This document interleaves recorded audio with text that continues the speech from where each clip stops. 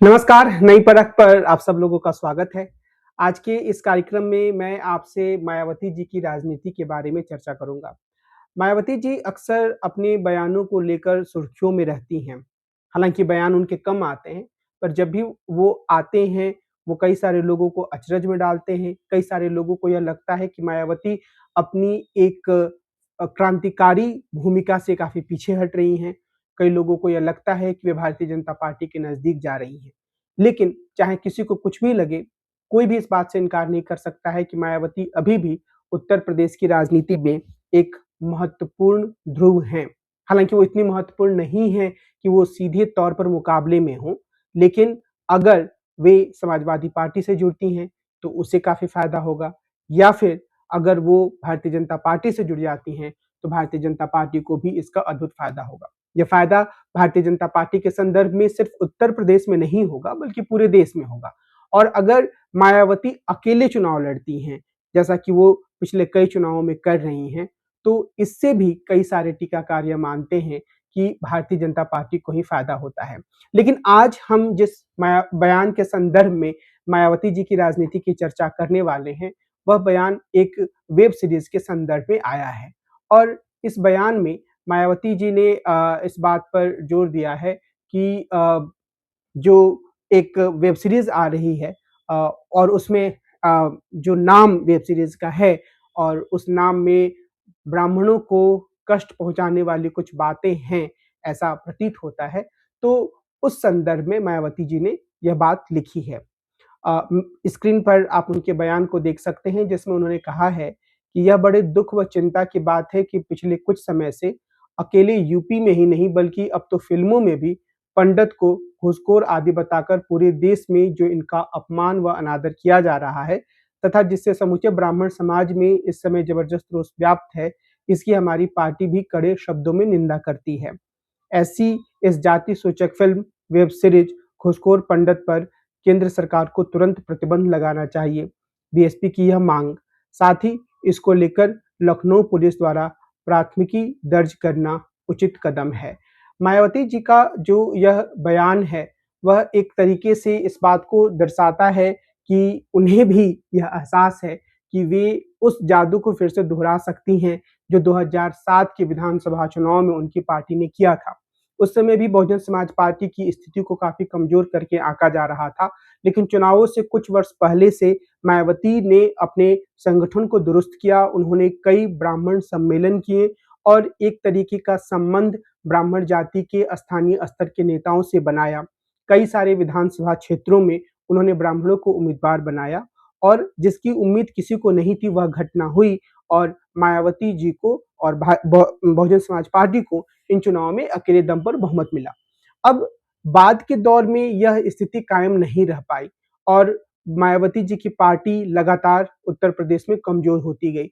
आज इनके पास लोकसभा में कोई सांसद नहीं है, राज्यसभा में कोई सांसद नहीं है, विधानसभा में भी संभवतः 1 या 2 इनके विधायक हैं, जो कि स्थिति की दयनीयता को ही दिखाता है। तो ऐसे में मायावती अगर यह सोच रही हैं कि वे फिर से ब्राह्मणों के प्रति एक हमदर्दी का रवैया दिखाकर उन्हें अपनी ओर आकृष्ट कर सकती हैं, तो राजनीतिक रूप से इसे बहुत ही ऐसे कदम के रूप में नहीं देखा जा सकता जिसकी चर्चा नहीं होनी चाहिए। खासतौर पर इसलिए क्योंकि उत्तर प्रदेश की राजनीति में तो यह साफ तौर पर दिख रहा है कि जो ब्राह्मण वोटर है, उनके भीतर योगी आदित्यनाथ को लेकर एक चिंता बनी हुई है। हालाँकि कुछ लोग यह मानते हैं और इसमें सच्चाई भी है कि योगी आदित्यनाथ का जो व्यक्तित्व है एक राजनेता के रूप में, वह हिंदुओं के बीच में काफ़ी लोकप्रिय है।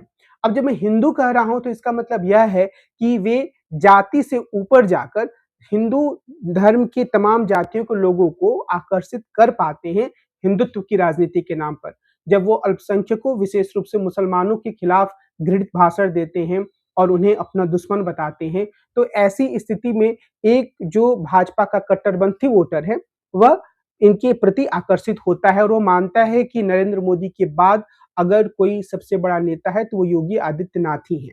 लेकिन इसके बावजूद उत्तर प्रदेश में पिछले कुछ समय से जो घटनाएं घट रही हैं, उसको लेकर ब्राह्मण मतदाताओं के एक बड़े तबके में बेचैनी है और उस संदर्भ में जो एक बड़ी घटना घटी वह थी अविमुक्तेश्वरानंद जी के साथ दुर्व्यवहार।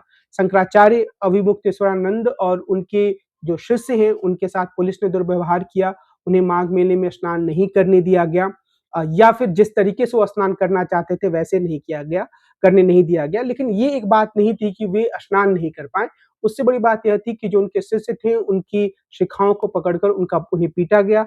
इसका वीडियो वायरल हुआ और बाद में तमाम तरह की कोशिशें भारतीय जनता पार्टी ने की कि वे अविमुक्तेश्वरानंद को ही कटघरे में खड़े कर दें, लेकिन ऐसा हुआ नहीं। एक नकारात्मक छवि बनी लोगों के बीच में भारतीय जनता पार्टी की सरकार को लेकर, खासतौर पर इसलिए क्योंकि उन्होंने जो उनके शिष्य थे उनकी काफी बेरहमी से पिटाई करवाई थी प्रशासन के द्वारा, और इसको लेकर कोई क्षमा प्रार्थना भी सरकार के द्वारा नहीं की गई।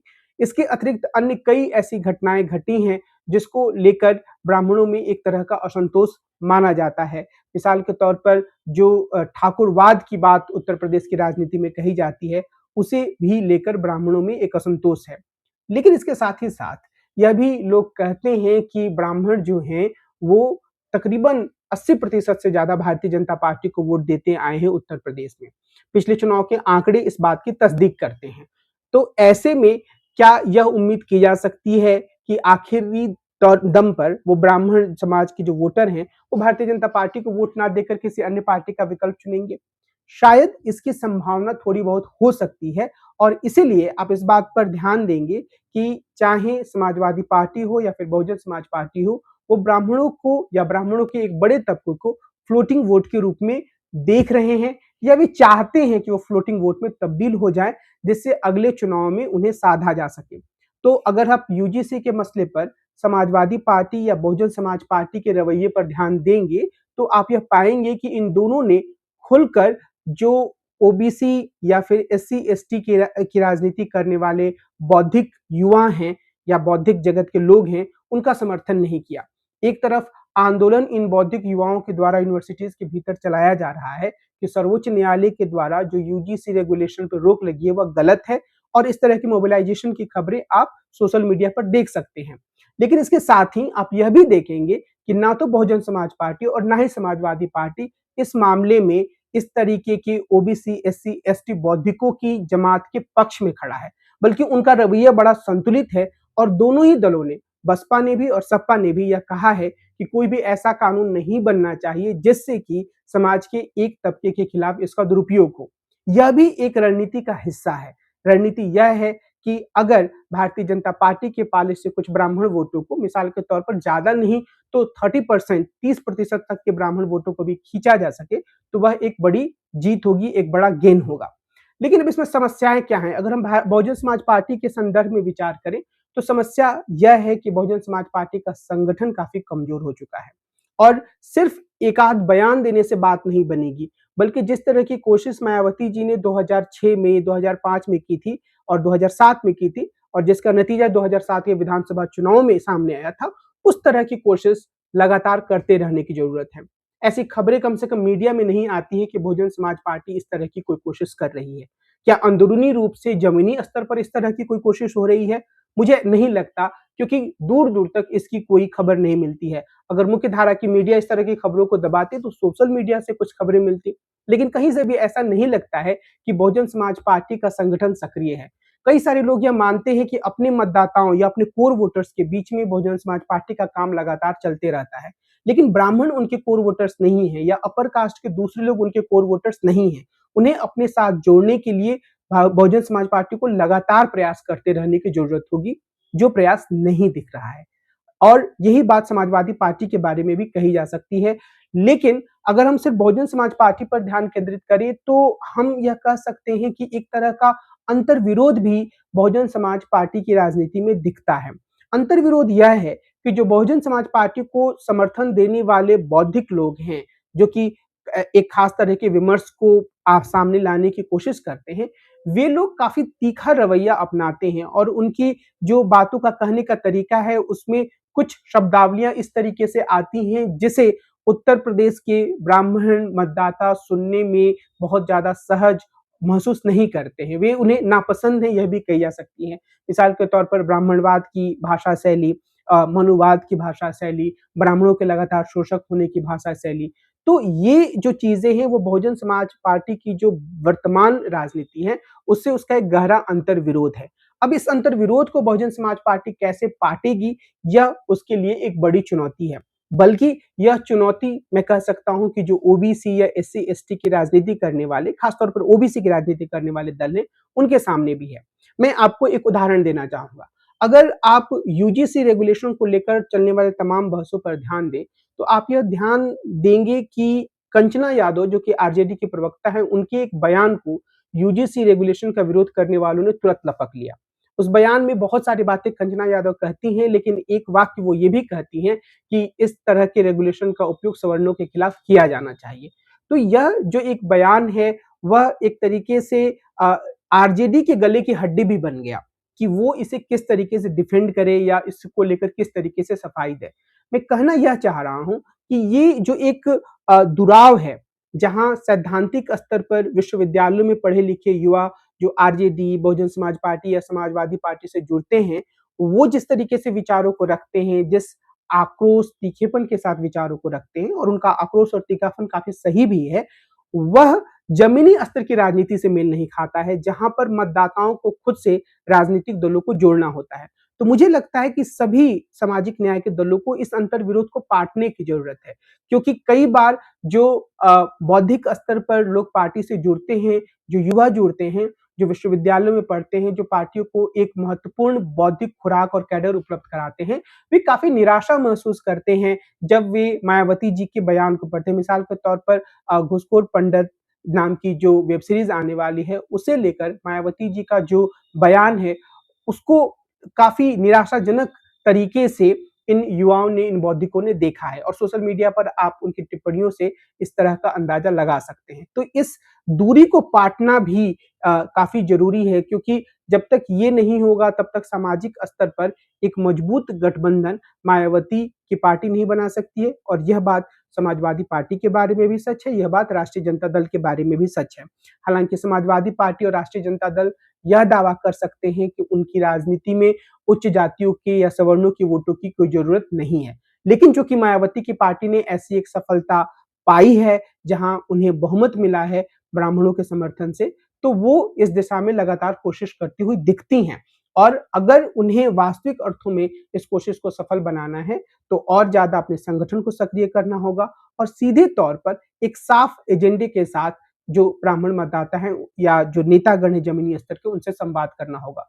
और इसके साथ ही साथ अपने एजेंडा को इस तरीके से तय करना होगा जिससे उनके कोर वोटर उनसे नाराज़ ना हो। हालाँकि आमतौर पर माना जाता है कि जाटो मतदाता मायावती जी के साथ पूरी तरीके से जुड़े हुए हैं, लेकिन क्या सभी दलित मतदाता इतने ही सहज हैं मायावती की राजनीति से? यह एक ऐसा सवाल है जिसका जवाब आमतौर पर नकारात्मक रूप से ही दिया जाता है। बहरहाल, मैं यह कहते हुए आज की बातचीत को समाप्त करूँगा कि उत्तर प्रदेश की राजनीति में ब्राह्मण मतदाताओं को फ्लोटिंग वोट के रूप में देखने की एक प्रवृत्ति आगे बढ़ रही है। लेकिन इस संदर्भ में अन्य दल, यानी कि गैर भारतीय जनता पार्टी दल, तभी सफलता हासिल कर सकते हैं जब वो ठोस एजेंडा के साथ इन मतदाताओं को साधने की कोशिश करें, अपने भीतर के अंतर्विरोधों को दूर करें और इसके साथ ही वे खुलकर इस बात को रखें कि कैसे भारतीय जनता पार्टी अपने इन मतदाताओं के साथ न्याय नहीं कर रही है। और इस बात की भी पूरी संभावना है कि जिस तरीके से 80 से 85% तक का वोट ब्राह्मणों का भारतीय जनता पार्टी को जाता है, अगले चुनाव में भी यह तकरीबन 60% जाएगा। लेकिन अगर 25% ब्राह्मण मतदाताओं का वोट भी गैर भारतीय जनता पार्टी के दल अपनी तरफ खींच पाते हैं, तो ये उनकी बड़ी कामयाबी होगी और इससे उत्तर प्रदेश की राजनीति की दिशा भी बदल सकती है। आज की अपनी इस चर्चा को मैं इसी बिंदु पर विराम देता हूँ। हम कल फिर मिलेंगे और एक अन्य राजनीतिक मुद्दे पर आपसे चर्चा करेंगे। नमस्कार।